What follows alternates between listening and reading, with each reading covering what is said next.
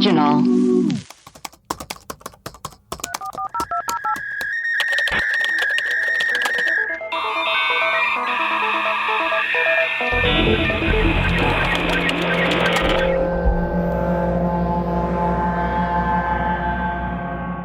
Hello and welcome to Webcrawlers, the podcast where we do a deep dive into some of our favorite mysteries. Each week we will introduce our topic, lay out our research and findings, reveal some conspiracy theories, and conclude with our own hypothesis. I am Allie Siegel. I am Melissa Stettin. And I, producer Maria. Melissa, who are our patrons? We've got Kestrel, Emily, Kylie, and Stacy. Welcome to the team. I'm very excited for our episode today. Me too. I'm going to say a few words now to get us started. I'll ASMR them. Okay. Pogs. Pogs. Pogs? Pogs. Yeah. Pogs. Furbies. Furbies. Sanrio. AOL chat rooms. Oh. Time. Okay, I'm done with ASMR now. I don't have a good voice for ASMR. I just fall asleep. Yeah. Time to get in your time machine because today's main episode is on Beanie Babies. Woohoo. You know it, that crazy 90s craze. Ty, the first ever billion-dollar plush company. The bubble that burst, then popped, taking everyone from kids to parents by storm. Some people hit that Beanie Baby bingo, and others fell into Beanie Baby bankruptcy. Woo. Let's get into it. Now, there's also an HBO documentary right now, which a lot of this... Maria, are you okay? You look confused. No. I'm just in the Beanie Baby headspace, and I'm looking up some of the Beanie Babies I had, and it's saying they're going for like $1,500. Yes, and let me tell you, there's a lot of discrepancy on that because you'll see people on the internet trying to sell certain Beanie Babies for $125,000. But then they just don't sell. They just don't sell. They're on eBay forever. I tried to sell my Princess Diana Beanie Baby for $800, and it didn't sell. It was on there for 3 years, and no one. So it's just people posting them, hoping that some one person's going to be like, "I will pay $100,000 for this," but they never sell. Okay. This morning I was doing some research and I was just telling before we started recording, I gave away all my Beanie Babies to charity. And then I was doing research this morning and I was like, oh my God, this one I gave away is worth $125,000. And I was like, no, it's not. No one is going to spend $125,000. For what reason? Then you're going to resell it for $500,000? Like no one wants it. Okay. So, and that's what this episode is about. People went into bankruptcy. It's so crazy. Buying Beanie Babies, thinking that they'd give them to their grandchildren and send them to college. Now no one wants this shit. Anyways, the 90s, a pre-9/11 world. Everyone's living in a suburban fantasy. It's a world for collectors. Think about it. You're in 4th grade. AOL just started. You meet your crush in a chat room. He's probably a 50-year-old man, but you love him anyway. You feel a rush every time you hear that modem sound. You probably had some sort of weird collection of something. I know I collected erasers from Sanrio. Did you guys collect anything? Oh. Remember their gum? Remember the Sanrio gum? Yes. Yeah. That was like the best tasting gum you could get ever. It was amazing. Pogs were huge at the school that I went to. Yeah. People would buy Pogs and collect them. And the Slammers, I remember, started the Slammers. The Slammers started being worth a lot of money. So this was a time of really obscure, bizarre things being collected and having worth for no real apparent reason. People, I think, were a little bored. And that is where Ty Warner slipped in. Warner was born September 3rd, 1944. I think he is a Virgo king. He was born in Chicago. where Chicago most podcast. Yes, where most spooky things happen. He grew up in a house designed by Frank Lloyd Wright. Oh, nice. Yeah, known as the Peter Gone House. So you could tell he nice. came from money. Yep. He was named after the baseball player Ty Cobb. Mm-hmm.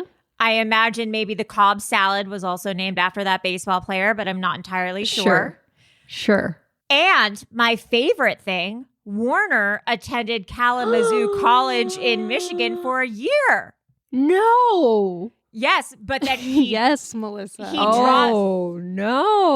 He dropped out after he got a glimpse of Melissa shucking corn, and he had to get out of town.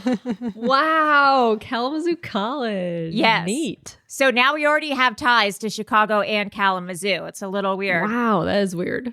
Ty's mother... the Cobb... I just want to say the Cobb salad was not created by the baseball player. It was actually in... What was that? I don't think he created it. I don't think he had a day off and was like creating salads in his kitchen.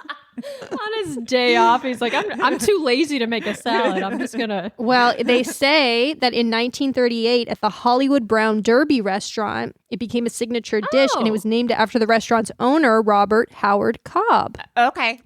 Well, there you go. And he just mixed together leftovers in the kitchen. And that's how he found the salad. That's how you end up having a great meal. Okay, so Ty's mother. Wow. Tyler's mother. Ty's mother was a paranoid schizophrenic, and after his parents divorced in his adulthood, allegedly Ty tried to seduce many of his father's girlfriends. What? Out of his jealousy and because he's just a freak-a-leak. So, whoa. Keep in mind, Ty is a bizarre dude that not many people enjoy being around. Huh. Ty's dad was named Harold. He worked at this place called Dakin Toys. And when Ty's dad died, Ty started working for Dakin as well. He was their number one salesman and he learned the trade. He is apparently a huge asshole. So there's this New York Post article and it says, when his father died, he waited 5 days to tell his sister so that he could clear out his father's antique collection. Oh my God. That's psychotic. I know. Once, during the peak of his wealth, he took a friend's young daughter out for ice cream, but made the girl get money from her parents to pay for it. What? Yeah. His hubris ended his 15-year-old career at Dakin when he began to secretly create his own toy line on the side. That eventually became Ty. When his bosses found out, he was fired. Oh, he's a weirdo. A weirdo. And his big idea for a company was he was always like, plush animals are always too overstuffed. I want to make small plush animals that don't have as much stuffing in them so that you can kind of move their arms and feet Great around. idea. He wanted to... Very smart. He wanted to understuff plush toys so that you can, quote unquote, wave, dance, and cuddle them. And that's where Ty was born. While Oreo was double stuffing, he was de-stuffing. And I was double stuffing too. Ew, Allie. God. What? We've all been 20. All right. So he met this guy named Bill Harlow who owned a Canadian company that was in the gift trade. Ty needed some money to start his company. He convinced Bill to give him $500,000 to start the company. Bill said, sure, I'm going to risk all this money on a small stuffed frog. I guess that was the first Beanie Baby they did. They went in cahoots, and it's all history from there. Apparently, Ty would drive around in a weird-ass car. He would wear a long fur coat and a top hat. He's like the Babadook. He is he's like the Babadook. And he would drive to different little boutique stores and try to sell these Beanie Babies and show his products. He was a door-to-door Babadook. And he only wanted to sell to small shops. He didn't want to sell to Walmart or Toys R Us. He wanted his brand to not be oversaturated. He wanted it to be a little hard to find. He always, from day one, wanted it to be a novelty that you could find in mom and pop shops. Yeah, it is a good idea. It started with 9 original dolls. Squealer the pig, Spot the dog, Flash the dolphin, Legs the frog, Splash the whale, Chocolate the moose, Brownie the bear, Patty the platypus, and Pincher the lobster. Pincher's the lobster, excuse me. The real brains behind this whole business, and this is what really pissed me off, is this woman, Lena Trivedi. She was in college at the time. She was probably 20 years old. She worked at the company. She was the one who thought to name the Beanie Babies. She thought to write the poems for each Beanie Baby, as if you've ever seen a Beanie Baby, which I'm sure you have. They have the little heart tag that says Ty, and inside there's a poem for each one. She wrote all the poems for the Beanie Babies, Crazy. at least in the beginning. And she eventually created the website and thought to do the website and had to pitch it to Ty, who was skeptical about having a website in general. Yeah, that's crazy, because she was like, everyone's like, what is this thing called the internet? She's like, trust me. Yeah, it's going to pop off. It's going to pop off. They're like, oh, okay, I don't know about this internet thing. They thought the internet was going to be a fad and that they didn't need any website. And she was like, I'll design it myself. I'll do it all, along with her brother, who is a graphic designer. She thought of everything that made the company successful, and we'll talk about her story in a bit. The demographic initially obviously was children, they're stuffed animals. But then, weirdly, it was the parents and the moms who became obsessed with it. Women would call the Chamber of Commerce in different states to find Beanie Babies that they couldn't find in their own state. This one bitch said that her phone bill was $2,000 a month just in phone calls trying to find Beanie Babies. Remember when you had to pay to make calls and you couldn't have like your unlimited data plan? Yeah. And do you remember 411? Oh my God. Yeah. Yeah. It was a whole different other world then. Ty did no advertising, no media. Ty didn't like exposure or interviews. He's only ever done one interview himself, and it was for People magazine. It was all word of mouth. Crazy. That's crazy. There were no like commercials? No, nothing. Wow. And it originated from this group of women called the Naperville Neighbors. Naperville. All right, Chicago aficionado. Well, it's a Chicago if it's a Chicago podcast and 99.9% of our listeners are from Chicago. That is true. Okay. Everyone's going to be screaming at you. The Naperville Neighbors were these psycho women in Chicago who became obsessed with Beanie Babies, and they became famous in the Beanie Baby world. They were the ones who were calling all the chambers of commerces. They were selling out every single store. They started going on the news. They were on the They were on the Today Show talking about Beanie Babies, and they would sell them to their neighbors. It was like Lulu Row for Beanie Babies. And in 1996, sales for Beanie Babies went up 1,000% in the Chicago area. Damn. Because of these Naperville neighbor ladies. Now, Crazy. It's very Stepford Wives. It's so bizarre. These women were CEOs of companies. One was like a professor. There was one woman who worked for the FBI, and they all quit their jobs to just collect Beanie Babies. And it was the demise of women in the 90s. I swear Beanie Babies were a plot by Ty Warner to set back feminism or something. That's my conspiracy for this episode. So I believe it. Yeah, here's a woman who was once in the FBI. She left to collect Beanie Babies. She made a rap about Beanie Babies, and she tried to be a Beanie Baby musician, and she tried to get played on radio stations. Melissa, I sent the audio yesterday. Let me know if you need me to send it again. I got it right here. Oh, by the way, before you play it, we pause it for a sec. I sneeze really big during the audio, but I didn't want to rewind. I didn't want to rewind and re-record. So sorry in advance. So excited! I can't wait. I wrote a song. It's a Beanie rap, and the words just flowed through my fingers as I typed them into a computer. People have told me it's catchy.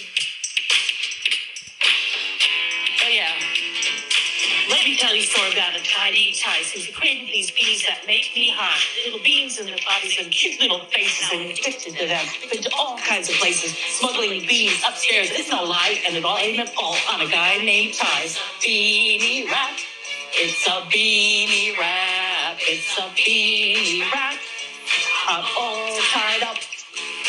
I actually sold some. Do you want to hear? Do you want to hear some cursed audio of me trying to do the rap, but it was too fast for me and I couldn't do it? Yes, absolutely. Yeah. People have told me it's catchy. Oh yeah. Let me tell you a story about a guy named Guy. He treated these like little beans. Shit.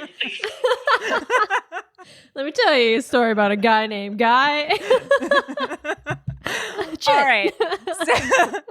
So, anyways, I literally tried it 10 different times and I just couldn't get it. So, I mean, that woman had the nuances down. Props to her. Anyways, there's this website that changed it all. As we said, Lena Trivedi, she was a college student when she worked there. She went up to Ty Warner. I always want to say Time Warner, like Time Warner Cable. And she said, hey, at my college and at other colleges all around the nation, they have this thing called the internet. They're using it to research mostly, but some people are making websites. And I think it'd be really cool if Beanie Babies had a website. So she literally brought a modem to Ty's office and showed him how the internet worked. Crazy. Because they didn't have internet at the office, nothing. Ty thought about it. And at this point, this was 1995, only 1.4% of Americans were using the internet. Damn. Wow. Isn't that crazy? Now That's it's nuts. Now it's 100%, baby. I bet. So she got permission to make the website. The Beanie Babies website had a guest book, which, crazy enough, is one of the first forms of a blog to ever hit the internet. Oh, wow. And that makes sense. It's kind of the basis for things like Facebook or Twitter, what are you thinking? What are you doing today? People would log on to the guest book and just write things about Beanie Babies or whatever. And it was the first of its kind. The website was way before its time. And Lena, who was writing all the poems, designing and doing the website, and thought of the names of the Beanie Babies, was only being paid $12 an hour. That's insane. She should be running the company. I mean, essentially, she was. She asked for a salary of, I think it was $120,000 a year. Ty said, no, thank you. And so she quit. She and her brother quit. Meanwhile, he's making like hundreds of millions of dollars. Crazy. It eventually was $1 billion company. Crazy. I mean, they basically built it on her ideas and then wouldn't pay her, and she was fired.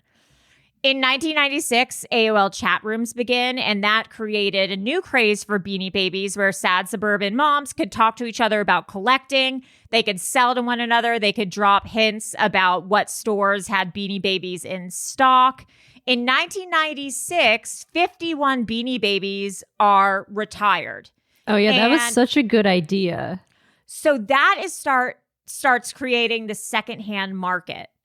And that is what makes the Beanie Baby craze really go off. I'll get to that in a second. So in 1997, due to these retirees, eBay sold 500,000 worth of Beanie Babies in a month. Crazy. With sellers making 500% profit on the retail price they bought it for. Amazing. So the secondhand market. What makes Beanie Babies expensive? You buy them for $7 and you sell them for some crazy amount. Tag typos. So if a Beanie Baby gets through the editing process or whatever with a typo and it makes it to the market, there's a few that have typos. They become rare, obviously, and hugely expensive. Some Beanie Babies with particular birthdays are expensive. Dolls that are retired, for example, most dolls get retired. Some are limited editions. So, for example, the Princess Di Beanie Baby, limited edition, and each store only got 12. So they were very, very coveted. And you had one. Yeah, and I remember my mom paid like $300 for it. Really? Yeah, I remember. Wow. I remember the story that my friend's mom said, "Hey, I found a place that's selling the Princess Diana Beanie Baby," and my mom said, "Great," and she thought we were going to buy it for $7. My mom's friend was like, they put it on hold for us, and then we showed up with my friend and my mom's and her mom, and it was like $300, and my mom was so embarrassed because she didn't want to be like, we're leaving, even though she should have. I mean, that's crazy. But yeah. Anyways. Wow. Did you keep it like in a case or like was it protected like on a shelf? I think so. And then recently I went to my house and it was gone. And so, but my mom says she didn't give it to charity, so I don't know where it is. I swear I think one of my brothers took it. What may I ask you, Allie, because we both grew up in the Palisades. Do you remember the toy store that sold them in the Palisades? Yes. The one on Sunset Boulevard? Yes. Is that right next to the dry cleaner place? 100%. Absolutely. I'd get them there. And then I remember there was like other places. There was like a little place in like Santa Monica or like on Montana also. Crazy. It was so competitive. For example, there was a Beanie Baby called Chili the polar bear. You could buy it for $7. It later sold for $1,800 each. Wow. So these women from the AOL chat rooms and this group in Chicago eventually became famous in the scene. One woman named Mary Beth started a magazine called Mary Beth's Beanbag World. It's crazy. The magazine sold 650,000 copies a month. Insane. Yes. There were collector shows. There was a book called Beanie Mania that another one of the women in the group wrote. Then people would write guides for how much each of the Beanie Babies were worth. In 1997, Ty got $400 million in revenue. Just 1 year. Yes. Then Ty, this is huge, Ty sued Mary Beth's Beanie Baby magazine and made her change the name to not reference Beanie Babies. What? Why? Yeah. It was only helping him. Yeah, he didn't. He apparently was litigious and a weirdo and an asshole. Now, let's take a quick break for announcements. Webcrawlers has a Patreon to get access to rewards, bonus episodes, ad-free episodes, video episodes, and more. Please go to patreon.com/webcrawlers. You can donate as little as $2 a month to become one of our patrons. That's like $24 for the year. Maybe you can make it your New Year's goal to help support your favorite podcast. We would really, really appreciate it. Just put it in your budgeting for the year. $2 a month. That's nothing. But it means I just the world imagine to someone us. has their budgeting like phone, rent, Webcrawlers Patreon. Also, please rate and review us on Apple Podcasts. And we have that contest up right now. Check out our social media. You can hear more about it there. Also, Erios has a hotline. It's really been popping off. Please continue to call. We will continue to play. I think I was going to say we have the Austin Powers synchronicity thing down now, but we don't. There's actually been an update. No. But we'll get to it on the mailbag episode. Okay. I won't say it here because I was going to say we don't need any more voicemails about Austin Powers, but But we do. But we do. Yeah, we actually do. So we do. anyways, I just want to really, let me just describe the contest one more time, just for people who don't have the social media. So the contest, I just want to reiterate, the contest is going to be ending on January 1st. What you can do if you want to be a Patreon subscriber and maybe you don't have the budget right now, or you just can't pull the trigger on, getting that Patreon in your budget, just leave a review on Apple Podcasts, take a screenshot of it, send it, email it, DM Web Crawlers with it, and do it by January 1st. Then we will pick our favorite review, and you can win 1 year's Patreon subscription to Web Crawlers. Wow. what? Wow. You get to watch videos of our episodes. You get them a day early. And all sorts of bonus content. If you have reviewed and you're going, but I reviewed a month ago, what's up? Listen, I did a new review, and what happens is it cuts off your old review and puts a new review in. So if you want to be part of the contest, just do a new review. Your new review will be counted as part of the contest. Maybe you wrote a review being like 2 stars. I love the podcast, but I don't like the mailbag episodes. Rewrite it. 5 stars. Yeah. I love the podcast. Then maybe you'll get a free Patreon for the year. Because you're absolved from your sins. We absolve you. You're atoned. Yeah, start off the new year on a good foot without being our enemy. All right, now for real, back to the program.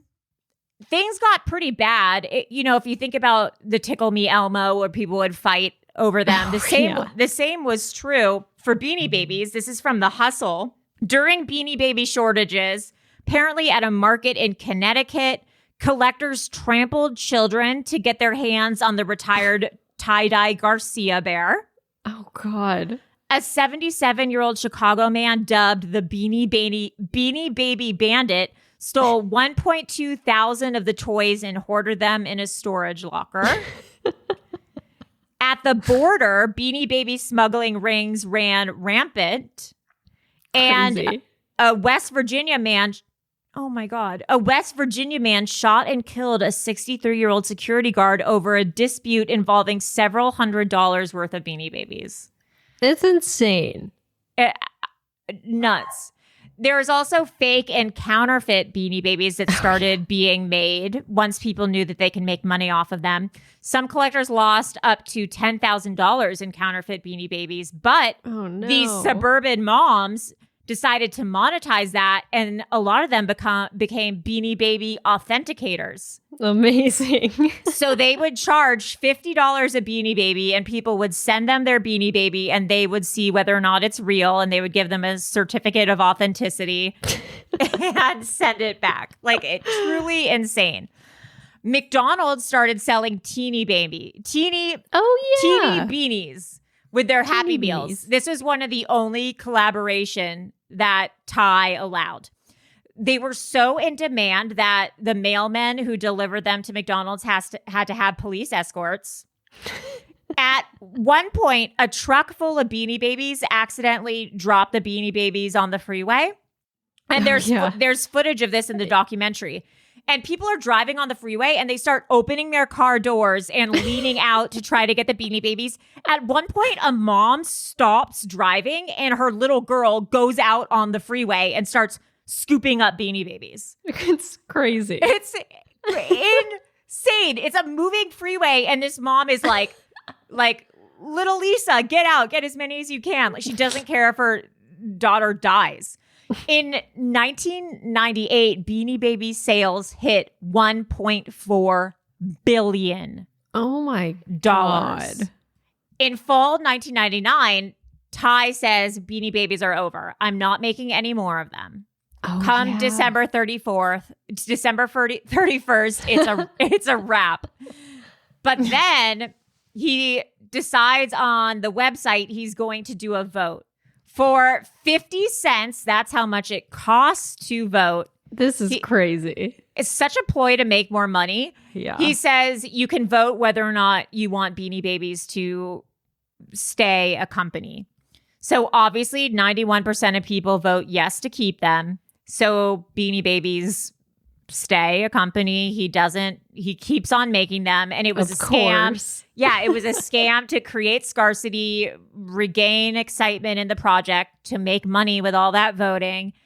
And at this point, people are starting to get over it. Yeah, I think at this point people were like, wait a minute, you scammed us into thinking you were going to discontinue that. Yeah, and also since they thought they were going to discontinue it, people start mass buying Beanie Babies, and they're like, what? I thought this was going to be over. There's some pretty crazy Beanie Babies. These are just a few. There's Luau the pig, which is obviously named after a pig that gets eaten at a luau. There's Barbaro the horse, which is named after the Kentucky Derby winner who broke its leg and then had to be euthanized. Oh, God.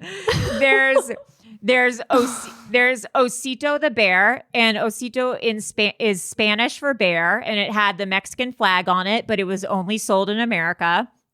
And then the poem on Runner the mongoose is really insane. It says, I'm not so mean, I'm really shy, but every cobra has to die. I grab them by their little head and whack them till they're stone cold dead. Excuse me? That's what happens when you don't give Lena that raise. Oh. Then things get bad for Ty Warner because Daddy Warbucks has been keeping an offshore account in Switzerland. Of course he has. Yeah, since 1996, he was concealing $107 million in the Zucher Kontobank to keep his money because he didn't want to pay taxes, obviously. He had to pay a $53 million fine. Damn. He could have faced up to 57 months in prison. But because he is a rich white man, he was only given 2 years probation and 500 hours community service. Crazy. Yeah. Crazy. The judge thought he was a good guy because no. sometimes he donated to charity. Ugh. But don't worry about dear Ty. He is still rich as hell. He is head of MGA Entertainment, the fools who make the Bratz dolls. Oh. They released something called the Ty Girls dolls, which I haven't ever seen. They have their own virtual world. They look exactly like they look truly bizarre. Those are ugly dolls. Excuse me? Wow, yeah, the Ty Girls dolls are really something else. they look Those aren't Oh, right. That's not right. No. Those aren't right. Those ain't right. Those ain't right. I don't Something ain't right. I'm not going to say anything about them, and I'll just post a picture. But I'm just going to say this. Their hair is voluminous. I mean, I've never seen a doll's hair like that before in my life. Their makeup is a little... Listen, you know what they look like? This. They look like they'd be on Bad Girls Club. Yes. They don't look like anyone I've ever met. They don't look like anyone I've ever met. Yeah, no. Yeah. And they have their own virtual world. He also has so many investments in hotels, golf courses. He owns the Four Seasons Hotel in New York. Oh, wow. Yeah, the Sandpiper Golf Course, the San Ysidro Ranch. Wait, he owns that? Yes. Or invested in it? Yeah. The Kona Village in Hawaii, the Montecito Country Club, Las Ventanas in Cabo. He also bought the Miramar Resort and Rancho San Marcos Golf Course, but I guess he recently sold the Miramar Hotel. Damn. I know. So, I mean, he's still... That's a lot. He owns a lot. My God. Yeah, he's still rolling in it. We all have seen pictures of that Beanie Baby divorce couple. In 1999 in Las Vegas, attorney Frank Totti looked over papers while his client, Francis Mountain, had to sort out the Beanie Baby collection she had with her ex-husband, Harold Mountain, in Judge Gerald Hardcastle's family courtroom. The couple were divorced 4 months earlier, but they were ordered to divide up their Beanie Baby collection, which was valued between $2,500 to $5,000. They could not do it themselves. They kept getting in fights about it. They were ordered to spread the entire collection on the court floor. They had a supervisor, and they had to split up their Beanie Baby collection. That's amazing. In front of the court. Also, I don't know if you guys remember, there was that rumor of the Beanie Baby that was filled with spider eggs. Mm-hmm. What? How? Are the spider... there was a rumor that spider eggs were used to fill Beanie Babies. Oh. That's so stupid. Why would they do that? That's that's so much harder than just putting like beans in there. I know. That seems so insane. You gotta like breed the spiders. You gotta like have a whole room full of spiders. That is true. You have to have a full spider room. That obviously turned out to not be true. As we come to a close, there's some insanely priced Beanie Babies for sale. A rare mint condition Valentino Beanie Baby with tag errors is up for Etsy on $17,500. Crazy. But I don't see. Oh wow. Okay, wait. Let's see. Someone has bought stuff from her store. I know. I'm looking at Finds for 90s Babies is the Etsy name. You can't see the prices though of the stuff that has been sold, which is really annoying. Like someone bought a groovy Beanie Baby. Fast shipping looks groovy, great. Melissa. Thank you. Yeah, they're all groovy. They're all groovy. But I mean, I wonder how much. Maybe I wonder how much. I had a groovy Beanie Baby. The tie-dye one. Yeah. I mean, the ones she has left are $17,500, $46,500, and $350. But then you see, there's like it's $75 on another site. You know what I mean? It's so weird. It just doesn't make sense. By the way, I had all those 3 Beanie Babies, and I just gave them to charity. Well, I don't think they were. Maybe worth these much. are it. Seriously, she found them at a Goodwill. But I'm just wondering. I mean, she obviously doesn't sell them for cheap, and she's sold 3 Beanie Babies. So yeah, I wonder how much they went for. It's crazy that we can't. Yeah. This one says on Beaniepedia, it says they're selling for $9. Yeah. So, I mean, you know. It's all what people will pay for it. Anyways, that's Beanie Babies for you. There is an article on Reddit with this Beanie Baby kingpin who in the 90s treated Beanie Babies like the stock market and made a lot of money. It worked out for some people if you did it like when it was hot. Yeah, you know, I it's like crypto. If you invest in Dogecoin or whatever and then sell it at the right time, you can make money. But at the end of the day, it's like, what is it worth? Right. You never really know. It's the same with, you know, they compare it now, like our NFTs, the new Beanie Babies, like what is it even really? Right. I'm sure I'll get a lot of flack for saying that. From NFT I don't know if you will. I don't think you will. A lot of incels. All right. Well, if you have Beanie Baby stories, if you collected, if you've gone into bankruptcy, if you watched the documentary, anything like that, if you've had to go to divorce court to split up your Beanie Babies, let us know. Please let us know. Melissa, where can people contact us? You can email us at webcrawlerspod@gmail.com. All right. I am Allie Sanrio Siegel. Ooh. I'm Melissa Tamagotchi Stetton. Oh, fuck yes. Wait, can I say something really quick? I was so obsessed with Tamagotchis. I literally had probably 30 of them, and I would order them from Japan.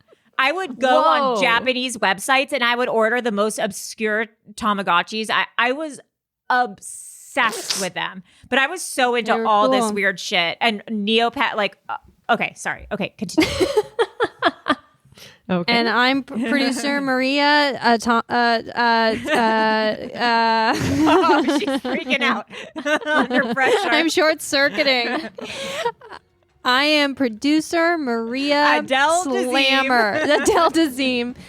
The Slammer. Blasucci. Yes. All right. Bye, guys. Bye.